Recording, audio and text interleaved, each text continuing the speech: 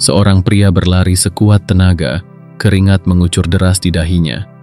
Nafasnya tersengal-sengal, tapi langkahnya tak pernah berhenti, didorong oleh rasa takut yang menggelegak di dadanya.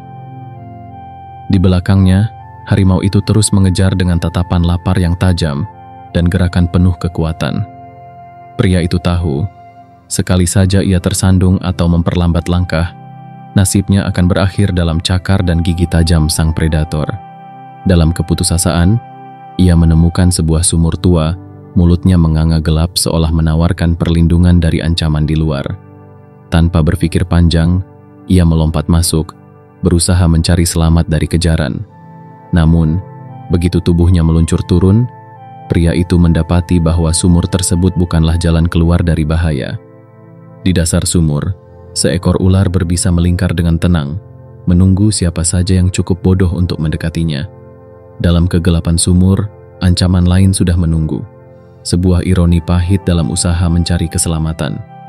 Beruntung, sebelum mencapai dasar, tangan pria itu berhasil menangkap sebuah akar yang menjulur dari dinding sumur.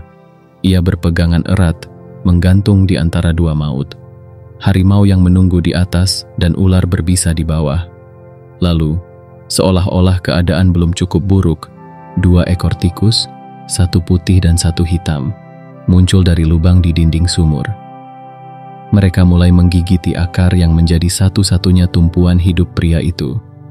Setiap gigitan adalah detik-detik yang memperpendek waktu pria itu di dunia ini. Kisah ini, yang merupakan bagian dari cerita Buddhis, menggambarkan keadaan hidup yang seringkali kita temui. Sebuah situasi yang tampaknya tak memiliki jalan keluar. Terkadang, dalam pelarian kita dari satu masalah, kita justru menemukan masalah baru yang bahkan lebih menakutkan. Hidup seolah bermain dengan kita, menempatkan kita di antara ancaman demi ancaman, tanpa memberikan ruang untuk beristirahat. Kita tergantung, sama seperti pria itu, di antara ketidakpastian dan ancaman yang tak terelakkan. Harimau di atas adalah representasi dari masalah besar yang mengintimidasi kita, sesuatu yang ingin kita hindari, namun selalu ada di belakang kita. Ular berbisa di bawah melambangkan ketakutan terdalam kita, sesuatu yang selalu menunggu di dasar pikiran kita, sebuah kemungkinan yang mengerikan. Dan tikus yang menggigiti akar adalah simbol dari waktu. Setiap gigitan adalah pengingat bahwa waktu terus berjalan, dan tidak peduli seberapa keras kita berusaha, pada akhirnya, segalanya akan berakhir. Kisah ini tidak hanya bercerita tentang bahaya dan ketakutan, tetapi juga tentang bagaimana kita menghadapi situasi sulit. Banyak dari kita hidup dalam keadaan seperti pria itu, terjepit, terjebak, dan merasa tidak ada jalan keluar. Namun, dalam kondisi tergantung itu, masih ada sesuatu yang bisa kita lakukan. Meskipun pria itu tidak bisa mengubah kenyataan bahwa ada harimau di atas, ular di bawah, dan tikus yang menggigiti akarnya, ia masih bisa memilih bagaimana ia merespon. Kisah ini mengajak kita untuk merenungkan. Apakah kita akan menyerah pada ketakutan dan putus asa? Ataukah kita akan mencari cara untuk tetap bertahan dan menemukan keindahan dalam momen-momen kecil? Ada satu hal lagi yang menarik dari cerita ini. Ketika pria itu menggantung di antara hidup dan mati, ia melihat setetes madu yang menetes dari sarang lebah di dinding sumur.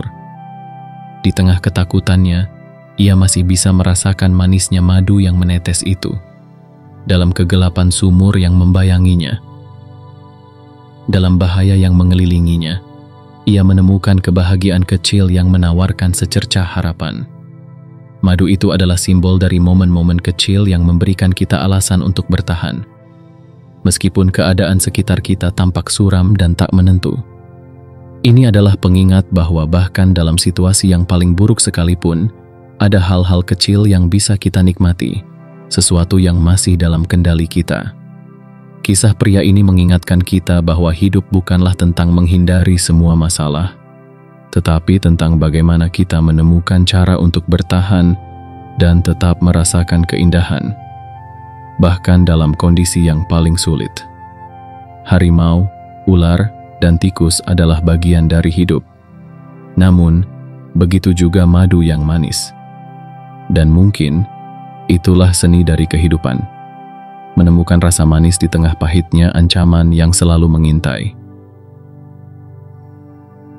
Jika kita mampu mengingat bahwa segala sesuatu bersifat sementara dan bahwa perubahan adalah satu-satunya yang pasti, mungkin kita bisa melihat situasi sulit kita dengan mata yang berbeda.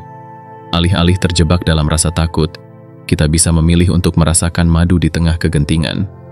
Karena pada akhirnya, meski kehidupan tampaknya jatuh berantakan, bisa jadi sebenarnya ia sedang membentuk dirinya. Dan yang dibutuhkan hanyalah keberanian untuk bertahan dan menikmati manisnya setiap tetes yang kita temui dalam perjalanan ini.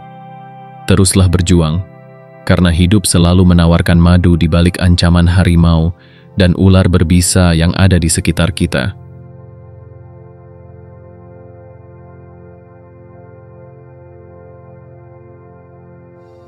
Ketika kita berada dalam situasi yang tampaknya tanpa harapan, seperti pria yang tergantung antara harimau dan ular berbisa, mudah bagi kita untuk merasa terjebak oleh keadaan. Namun pria ini menunjukkan kepada kita bahwa dalam situasi paling genting sekalipun, kita masih memiliki kendali atas sesuatu yang sangat penting. Cara kita merespons. Inilah inti dari tindakan pemberontakan yang sesungguhnya. Sebuah pemberontakan terhadap keterikatan pada keadaan eksternal dan fluktuasi hidup. Pria ini adalah seorang praktisi Buddhis yang memahami bahwa penderitaan bukan berasal dari keadaan yang terjadi padanya, tetapi dari bagaimana ia menafsirkan dan bereaksi terhadap keadaan tersebut. Ia telah belajar tentang 8 angin duniawi yang disebutkan Buddha: kesenangan dan penderitaan, keuntungan dan kerugian, pujian dan celaan, ketenaran dan kehinaan. Sebagian besar orang membiarkan hidup mereka dikendalikan oleh angin duniawi ini, merasa bahagia ketika menerima pujian dan keuntungan, namun tenggelam dalam kesedihan ketika mengalami celaan dan kerugian. Kehidupan seperti ini sangat rentan, karena kebahagiaan kita ditentukan oleh hal-hal di luar kendali kita, yang selalu berubah dan tidak dapat diprediksi. Disinilah tindakan pemberontakan itu dimulai, ketika pria itu memilih untuk tidak terombang-ambing oleh keadaan eksternalnya. Alih-alih ketakutan atau marah, ia memilih untuk mengamati situasinya dengan tenang. Ia tidak memaksa keadaan untuk berubah, ia tidak berusaha melawan harimau atau ular berbisa. Ia hanya menerima keberadaan mereka, menyadari bahwa mereka adalah bagian dari realitas yang tidak bisa ia ubah. Ketika kita menerima kenyataan seperti ini, bukan sebagai bentuk kepasrahan, tetapi sebagai kesadaran penuh bahwa segala sesuatu yang terjadi adalah bagian dari proses alami kehidupan, kita menemukan kebebasan. Kebebasan ini adalah bentuk tertinggi dari pemberontakan terhadap sistem kehidupan yang ingin mengendalikan kita. Pria itu menemukan seberkas cahaya di tengah kegelapan. Ia melihat madu yang menetes dari sarang lebah di atas sumur. Dengan tersenyum, ia menjilat madu tersebut, merasakan manisnya, dan dalam sekejap itu, ia merasakan kebahagiaan yang tidak terpengaruh oleh bahaya yang mengelilinginya. Madu itu menjadi simbol dari kebebasan batin, sebuah perlawanan terhadap penderitaan yang biasa dihadapi oleh manusia. Ketika pria itu menikmati madu di tengah ancaman harimau dan ular, ia melakukan sesuatu yang melampaui tindakan biasa. Ia menegaskan kebebasannya, menolak untuk tunduk pada rasa takut, dan menemukan kebahagiaan dalam momen yang sederhana namun penuh makna. Dalam filsafat Stoik, kebahagiaan sejati tidak tergantung pada keadaan eksternal, tetapi pada sikap kita terhadap keadaan tersebut. Pria ini telah menginternalisasi prinsip ini. Dalam hidup, banyak dari kita yang terus mencari kebahagiaan di luar diri kita, di dalam harta, pujian, atau pencapaian. Namun, semua itu seperti tikus yang terus menggigiti akar yang kita pegang. Tidak ada yang abadi, dan semuanya akan lenyap. Jika kita hanya mengandalkan kebahagiaan pada hal-hal tersebut, kita akan selalu merasa terancam oleh ketidakpastian dan perubahan. Namun, ketika kita belajar untuk menemukan kebahagiaan di dalam diri kita, dalam hal-hal kecil yang sering terlewatkan, kita sebenarnya telah menantang cara hidup yang didikte oleh dunia luar. Inilah yang dimaksud kamu ketika ia berbicara tentang menjadi begitu bebas, sehingga keberadaan kita menjadi tindakan pemberontakan. Dalam dunia yang tidak bebas, yang dipenuhi dengan harapan, ketakutan, dan perasaan tidak cukup, cara terbaik untuk melawan adalah dengan menjadi bebas di dalam diri kita sendiri.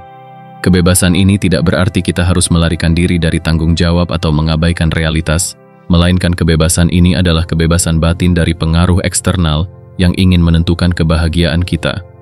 Sama seperti pria di sumur yang memilih untuk menikmati madu, kita juga bisa memilih untuk menemukan kebahagiaan dalam momen-momen sederhana dalam hidup, bahkan ketika segalanya tampak gelap dan tak terhindarkan. Kita bisa memilih untuk menikmati matahari yang terbit, aroma tanah setelah hujan, atau bahkan secangkir teh hangat di pagi hari. Madu kecil dalam kehidupan kita, jika kita mampu menghargainya, bisa menjadi sumber kebahagiaan yang luar biasa dan membebaskan kita dari kejaran harimau eksternal dan ular internal. Pria ini tahu bahwa panik atau marah tidak akan mengubah keadaan. Sebaliknya, ia memilih untuk menghadapi situasinya dengan ketenangan dan kesadaran penuh akan ketidakpastian kehidupan.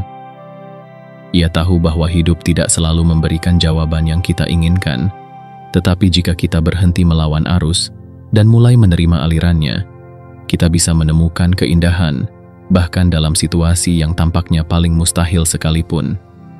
Inilah pemberontakan yang paling murni, menemukan kedamaian dan kebahagiaan di tengah badai, dan menunjukkan bahwa meskipun kita tergantung di antara dua maut, kita tetap memiliki kendali atas bagaimana kita memilih untuk merasakan hidup ini.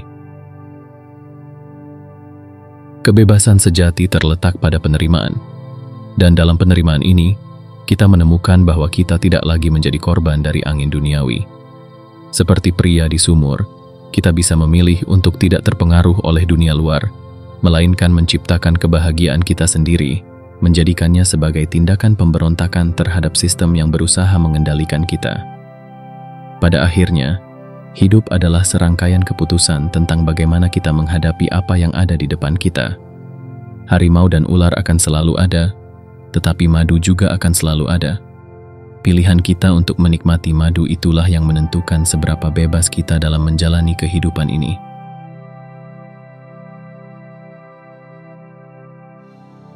Ketika pria itu menggantung di antara harimau dan ular, dengan akar yang terus digigiti tikus, seolah tak ada lagi harapan baginya. Situasi tampak begitu mencekam, nyaris mustahil untuk dibayangkan adanya jalan keluar yang menyelamatkan. Namun, dalam keberadaannya yang terjepit, ia tetap memilih untuk bertahan. Ia memilih untuk tetap hadir di momen itu, tidak melawan nasib, tetapi juga tidak menyerah. Pria itu tahu bahwa perubahan adalah satu-satunya hal yang pasti di dunia ini, dan bahwa segala sesuatu, baik atau buruk, tidak akan bertahan selamanya. Dalam kehidupan sehari-hari, kita seringkali merasa seperti pria di sumur, terjebak dalam situasi yang tampaknya tidak memiliki jalan keluar. Entah itu dalam masalah keuangan, hubungan yang bermasalah, atau bahkan perasaan putus asa yang tak berkesudahan. Ketika berada dalam situasi sulit, sangat mudah untuk merasa bahwa penderitaan ini akan berlangsung selamanya. Kita terjebak dalam pola pikir bahwa apa yang kita rasakan saat ini adalah refleksi dari seluruh hidup kita, tanpa memikirkan bahwa segala sesuatu selalu berubah. Filsafat Stoik mengajarkan kita untuk tidak berharap pada hasil tertentu, tetapi untuk menerima apapun yang datang dengan hati terbuka. Seperti yang dikatakan Epictetus, jangan menuntut agar segala sesuatu terjadi sesuai keinginanmu, tetapi berharaplah agar terjadi sesuai dengan apa yang terjadi. Ketika kita berada dalam keadaan sulit, penting untuk mengingat bahwa kita tidak tahu apa yang akan terjadi di masa depan. Bisa jadi, seperti pria di sumur yang tampaknya sudah terpojok tanpa harapan, tiba-tiba mendapati nasib berubah dengan cara yang tidak pernah ia bayangkan. Harimau yang kelaparan itu, dalam usahanya yang putus asa, terjatuh ke dalam sumur, menimpa ular, dan membuka jalan bagi pria itu untuk selamat. Kisah ini mengingatkan kita bahwa masa depan selalu penuh dengan kejutan. Ketika kita merasa berada di titik terendah, Terkadang hanya diperlukan sedikit waktu untuk angin kehidupan berbalik arah. Namun, di tengah ketidakpastian itu, seringkali kita tidak bisa melihat cahaya di ujung terowongan. Kita terjebak dalam persepsi saat ini, seolah-olah apa yang terjadi sekarang adalah kebenaran mutlak yang akan terus berlangsung. Tetapi kenyataannya, hidup terus bergerak dan berubah dengan cara yang seringkali di luar perkiraan kita. Perubahan adalah esensi dari keberadaan kita, dan ini bukanlah hal yang perlu ditakuti, melainkan diterima dengan penuh kesadaran. Setiap tantangan yang datang adalah bagian dari aliran kehidupan, dan seperti air yang mengalir, segala sesuatu akan terus berubah dan berkembang. Pria di sumur itu mungkin merasa terjebak, namun dengan tetap tenang dan menerima apa yang ada, ia membuka pintu bagi peluang yang tidak ia duga. Hidup seringkali menunjukkan bahwa apa yang kita lihat sebagai kehancuran sebenarnya adalah cara baru untuk membangun kembali sesuatu yang mungkin lebih baik daripada sebelumnya. Begitu juga dengan raja yang diberi cincin bertuliskan, "Ini pun akan berlalu." Kalimat ini tidak hanya menjadi penghiburan ketika keadaan sulit, tetapi juga pengingat untuk tidak terlalu terbuai ketika segalanya tampak berjalan baik. Baik atau buruk, semua itu hanyalah sementara. Ketika kita bisa memahami dan menerima kenyataan ini, kita tidak akan mudah terguncang oleh peristiwa eksternal, karena kita tahu bahwa segala sesuatu akan berubah. Dengan memiliki perspektif ini, kita bisa mengarahkan fokus kita pada apa yang benar-benar ada dalam kendali kita, sikap dan respon kita terhadap segala situasi. Ketidakpastian seringkali membuat kita merasa tidak nyaman, karena sebagai manusia, kita cenderung ingin memiliki kendali penuh atas apa yang akan terjadi. Namun, dalam kenyataan, kita tidak memiliki kendali atas sebagian besar peristiwa eksternal. Yang kita miliki hanyalah kendali atas cara kita merespon. Pria di sumur itu bisa saja menyerah pada ketakutan dan keputusasaan, namun ia memilih untuk tetap berada dalam momen, menerima keberadaan harimau dan ular, serta tikus yang menggigiti akar. Ia memilih untuk merasakan manisnya madu di tengah ketidakpastian. Sebuah tindakan sederhana namun sangat bermakna. Masa depan selalu memiliki potensi untuk mengejutkan kita, seringkali dengan cara yang tidak pernah kita bayangkan. Dalam momen-momen sulit, mungkin sulit untuk melihat bagaimana sesuatu yang baik bisa muncul dari kegelapan. Namun, dengan tetap membuka diri terhadap perubahan dan tidak terpaku pada apa yang kita lihat saat ini, kita memberi ruang bagi kemungkinan yang tak terbatas untuk hadir dalam hidup kita. Pada akhirnya, yang terpenting bukanlah untuk menemukan jawaban atau solusi yang pasti, tetapi untuk tetap fleksibel dan terbuka terhadap apa yang datang. Seperti pepatah yang mengatakan bahwa kita tidak bisa menghentikan angin, tetapi kita bisa menyesuaikan layar kita. Kita mungkin tidak bisa mengontrol harimau, ular, atau tikus di sekitar kita, tetapi kita bisa memilih untuk menikmati madu, sekecil apapun itu. Karena mungkin, justru di saat kita merasa paling terpuruk, hidup sedang menyusun kembali dirinya untuk memberi kita sesuatu yang lebih baik. Kebijaksanaan datang dari penerimaan, dan dalam penerimaan inilah kita menemukan bahwa hidup yang tampaknya berantakan sebenarnya sedang jatuh ke tempatnya.